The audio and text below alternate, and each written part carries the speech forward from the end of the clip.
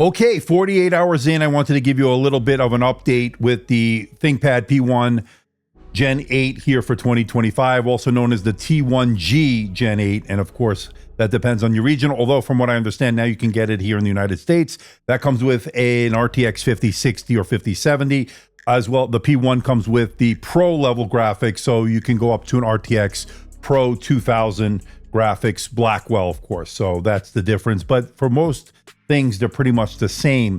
So I wanted to give you a little bit of an update here in a quick video to tell you how it's been faring for the first 48 hours. So one of the things you can see here is I'm running Linux on here, and obviously you can see that the touchscreen is working here and everything seems to be working. The only thing, as usual, the audio is they're not seeing the drivers, but of course, if I did a full installation, my guess is that would not be an issue. So everything else, touchscreen works. Let's see if the pen works, because I haven't even tried that. So yeah, the pen works here. So obviously you can see that I'm using the pen here. Let me connect to my network and let's get this set up. So Ubuntu Linux is pretty much working. The camera was working, everything is working. So that has been good. Again, the audio is something we need to look into. And here you can see Ubuntu is working here now. I am actually using the haptic touchpad. That is working over here. So you can see that is working. Now the brightness is working here and everything's working. So let me go to my website here. Keyboard's working here, amdtechreviews.com. So that is working. You can see what I'm doing here.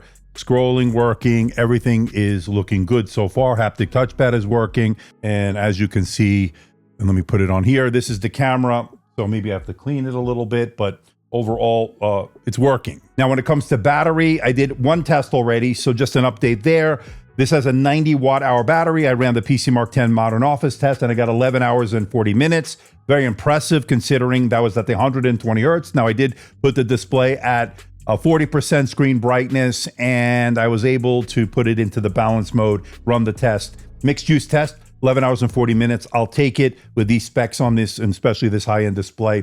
Certainly will take that. Now, speaking of the display, has been spectacular. This has been one of the highlights of this unit, and it is a bright display. Now, I'm running here Linux, of course, but it is absolutely gorgeous, and it is a matte finish, so you don't get a lot of unnecessary glare and reflection. Now, I measured very close to the 600 nits, as they're claiming here for the standard dynamic range. I think 590 something I got. I'll put it, of course, I'll put it in the full review. And then it could peak as high as 1500 nits in HDR. So that has been very good as well. So the display to me has been the star. I'm so happy I went with this 3.2K OLED display. It's tandem OLED, so that has been working out great. Now, I didn't notice PWM that as being an issue here, so that's been very good. And I didn't notice a screen door effect. Now, I have bad eyes, I readily admit that, but no screen door effect that I can see here. Now, it's very hard to show it on camera, but I looked at a white background, and so far I couldn't tell if there is one, but of course, my eyes are not great, so I'm gonna have a third party look at it, and maybe that can give me a little bit more insight, but so far, it doesn't look like a screen door effect. Now, it does have a pen layer, and of course, it is working here with, oh, wrong pen. So it is working here, and everything is looking good. So the pen is working on this display, so that has been very good.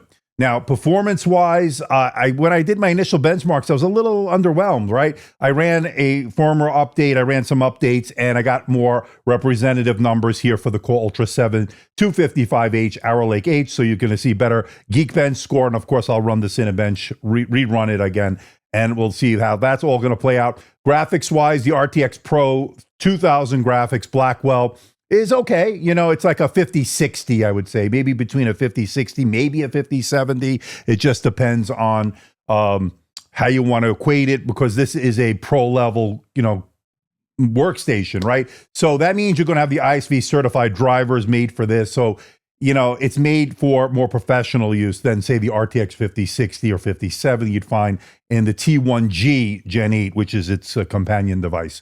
But so far, performance has been very good. I was able to run the Puget Bench DaVinci Resolve benchmark. Actually, this did better than the Dell Pro Max 16 Premium, which didn't have a discrete GPU. So in all fairness, this did better. But of course, if that had the 3000, Pro 3000, we might be talking about a different story. But I did put it up against the Dell Pro 14 Max, which also has the same graphics, the RTX Pro 2000 Blackwell, and this did better. And now this has a bigger chassis. This also has liquid metal cooling for its cooling solution, so it's a little different. And I think that plays a role in getting a little bit better performance. Of course, I'll talk more about that in the full review.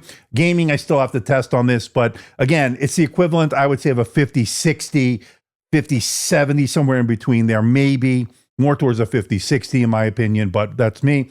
So we'll see how you play with some of the settings. You should support DLSS. Again, I didn't have it long enough to get to that part of the testing. I still have to do more battery testing, the video playback, the gaming testing as well, to see under maximum load what you can expect, full brightness, all that stuff. And so far, the ports have been great. Now, I got some reads and writes that seem to be Gen 4 speeds.